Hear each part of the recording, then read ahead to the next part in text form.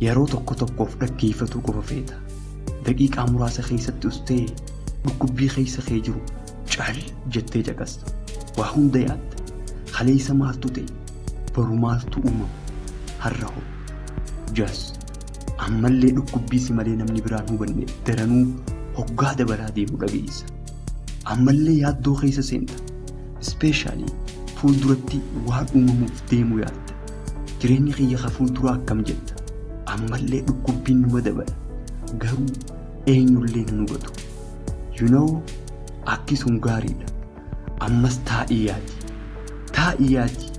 Yeroo teessee dhukkubsataa turte eenyulleen sin dhageenye. Bakka kee bu'ee kasi gargaaruun turre.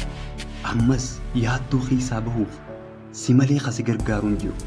Duuba furmaata eenyurraa eegde? Eenyurraa? No one. Sumarraa amma dabareenta furmaataati. Of keessatti furmaata caqasi. Of course suma keessa jira.